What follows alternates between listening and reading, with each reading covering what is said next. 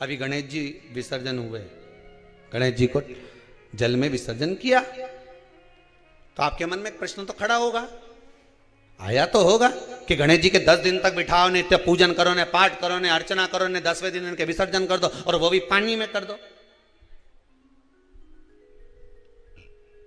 पानी में विसर्जन करो।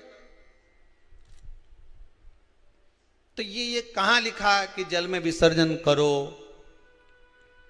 श्रीमद् भागवत पुराण की रचना जब वेद व्यास जी महाराज करने के लिए बैठे, वेद व्यास जी ने सुखदेव जी से कहा कि मैं मंत्र बोलूंगा, मैं श्लोक बोलूंगा, इसको लिखेगा कौन? तो सुखदेव जी ने बोला गणेश जी से विनती करो। गणेश जी से कहा कि आप लिखोगे?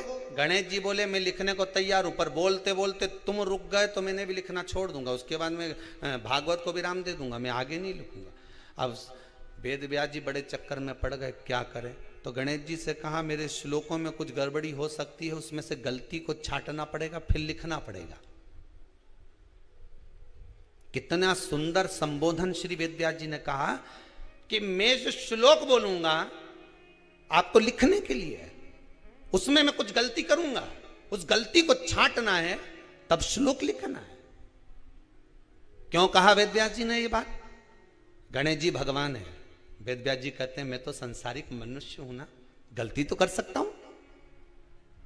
गलती कौन करता है? जम के बोलो भगवान गलती करता है क्या? नहीं, गलती कौन करेगा? मनुष्य। गलती मानव करेगा, गलती मनुष्य करेगा। और गलती करने के बाद अगर हमसे अपनी जिंदगी में कोई गलती हो जाती है तो एक बार क्षमा मांगने में कुछ जाता है क्या? प्रणाम करने में कुछ जाता है क्या? निवेदन करने में कुछ जाता है क्या? नहीं। गलती हो गई मुझसे, तो गणेश जी आप गलती को छांटना, लिखना। गणेश जी महाराज लिखने बैठ गए, लिखते लिखते लिखते लिखते 10 दिन हो गए गणेश जी महाराज को। शरीर में ताप पड़ने लगा गणेश जी महाराज के। वेद व्यास जी ने गणेश जी के हाथ का स्पर्श करा तो शरीर तो तप रहा था। वेद व्यास जी ने वहीं पर श्रीमद् भागवत के श्लोकों को विराम दे दिया, अब नहीं बोले। गणेश जी लिखते लिखते लिखते लिखते लिखते लिखते थक गए, ताप पड़ गया, शरीर गर्म हो गया। वेद व्यास जी ने कब करूं क्या? 10 दिन से लिख रहे हैं और शरीर पर ताप पड़ रहा है, करा क्या जाए? उन्होंने गणेश जी का हाथ पकड़ा, उठाया और कहा चलो प्रभु हमारे साथ में। वेद व्यास जी गणेश जी को ले गए और ले जाकर शीतल जल में श्री गणेश जी महाराज को बिठा दिया। गणेश जी को पानी के अंदर उनको विराजमान कर दिया कि अब आप ताप को थोड़ा ठंडा कर लीजिए। शीतल जल में बिठाया। उस दिन से नियम हो गया कि 10 दिन गणेश जी बैठते हैं और फिर उनका विसर्जन होता है पानी के अंदर, जल के अंदर, शरीर का ताप मिट जाए।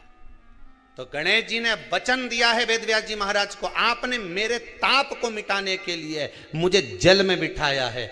जो मुझे जल में विसर्जन करेगा मेरा ताप तो मिटेगा ही, साथ में जो मुझे जल में विसर्जन करेगा उसके जीवन के भी ताप को मैं मिटा दूंगा, उसके जीवन के ताप को मैं मिटा दूंगा। ताप मिटा दिया।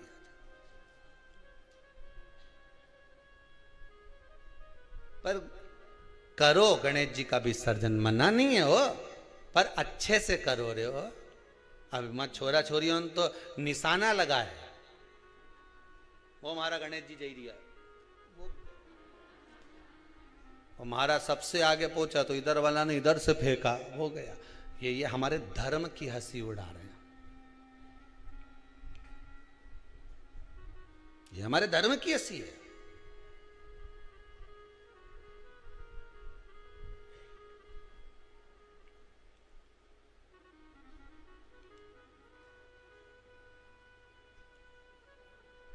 धर्म को बचाने का प्रयास एक हिंदू ही कर सकता।